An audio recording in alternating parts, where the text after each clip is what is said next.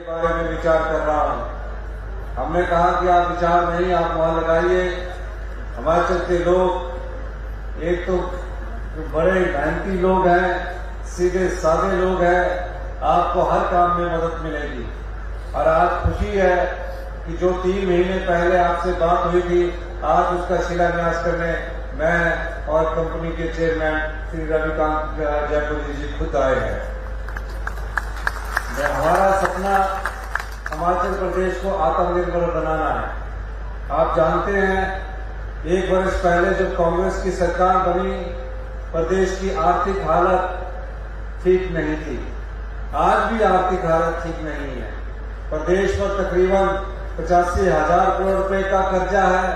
सरकारी कर्मचारियों के ऊपर जो 10,000 करोड़ की देनदारियां हमारे पर चढ़ी हुई है, और इस व्यवस्था को सुचारू रूप से चलाने के लिए हमें और कर्ज लेना पड़ रहा है। लेकिन क्या हम सभी कर्ज के सहारे इस प्रदेश को चलाएं?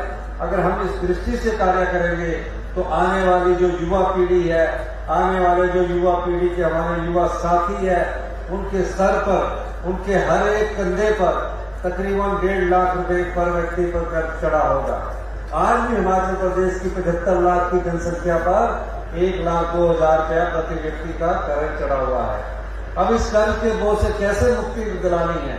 हमने कहा औद्योगिक घराने जो है उनको तुरंत बनाया जाए और जो रोजगार दे सके, जो हमारी जो अर्थव्यवस्था उसको मजबूती दे सके। इस दृष्टि से हमने औद्योगिक नीति में परिवर्तन करने की ठानी है और आने वाले समय में हम ओपन इन्वेस्टमेंट करवाने के लिए नीति बनाने के लिए हमें अभी एक योजना लेकर आ रहे हैं। मैं हर्षवर्धन चौहान जी का भी धन्यवाद करना चाहूंगा कि दिन प्रतिदिन हम उद्योगों को लुभाने के लिए परिवर्तन कर रहे हैं। क्यों कर रहे हैं? क्योंकि युवा जो है, जो बेरोजगारी की चपेट में आकर आज आए दिन किसी न किसी नशे में पड़ता जा रहा है, उसको किसी न किसी रूप से रोजगार के अवसर मिले। इस दृष्टि से आज इंदौरा विधानसभा क्षेत्र में जो ये शिलान्यास होने जा रहा है, इसमें तकरीबन 2,000 लोगों को डायरेक्ट और इनडायरेक्ट रूप में रोजगार मिलेगा। इस क्षेत्र में ये अभी एक कारखाना आया है। आने वाले समय में और भी कारखाने यहाँ आने की संभावना है। लेकिन मैं धन्यवाद इसलिए भी करना चाहूंगा कि जयपुरिया जी ने कहा कि हम यहाँ एक स्किल का भी सेंटर खोलना चाहते हैं। हमारे पूरे हिंदुस्तान में, पूरे विश्व में कई रेस्टोरेंट्स हैं।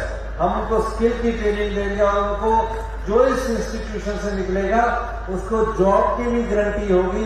इसके लिए भी मैं आपका धन्यवाद करना चाहता हूँ, क्योंकि अभी राजनीतिक बात करने का समय नहीं है और किसी पर टीका टिप्पणी करने का समय भी नहीं है।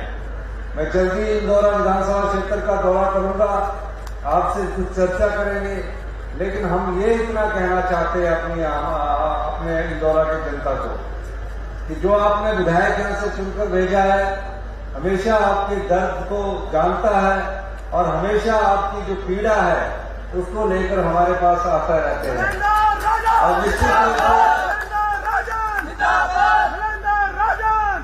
निश्चित रूप से जब हमारा विंटर वेकेशन होगा तो मैं कांगड़ा का पूरा जिले का दौरा करूंगा। मैं सिर्फ इतना कहना चाहता हूं कि हमें आप लोगों का प्यार चाहिए। हमारी अर्थव्यवस्था अभी 20% के करीब पटड़ी पर आई है पहले साल में।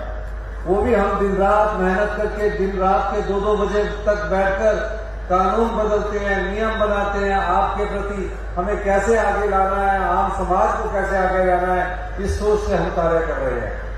हमारा विश्वास है कि 2027 तक हम अपनी अर्थव्यवस्था को पटड़ी पर लाएंगे और 2032 तक हिमाचल प्रदेश को हिंदुस्तान का सबसे समृद्धशाली और अमीर राज्य बनाएंगे। इस दृष्टि से हमारी सरकार कार्य कर रही है।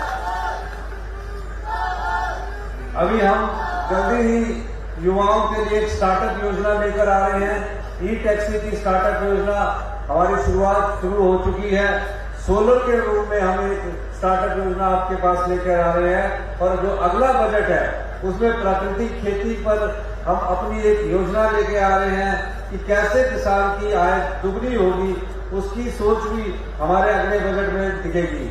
जैसे कि पिछले बजट में हमने हिमाचल प्रदेश को ग्रीन स्टेट के रूप में विकसित करने की बात कही है। आने वाले समय में हम किसान के लिए जो योजना लेकर आएंगे, उससे किसान की आय भी अच्छी होगी और प्राकृतिक खेती की तरह जिस तरफ से हमारा ध्यान भटका है, उस दिशा से भी हमारे लोग उसमें कार्य करेंगे। मैं अंत में इतना ही कहते हुए कि आप सब लोगों का प्यार इस विधानसभा क्षेत्र से मनिंदर राजन जी को मिला है, इस प्यार को आप बनाए रखें और आने वाले समय में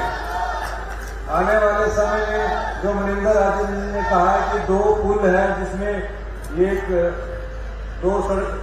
एक सड़क है जो उसमें 2 पुल है, उसके लिए बजट का जो प्रावधान होगा आने वाले बजट में, उस प्रावधान को कर दिया जाएगा। ये घोषणा मैं यहाँ नहीं करना चाहता था क्योंकि यहाँ तो कारखाने का शिलान्यास है। जब मैं आऊंगा तो और घोषणाएं भी आपके साथ करेंगे। इन्हीं शब्दों के साथ आपका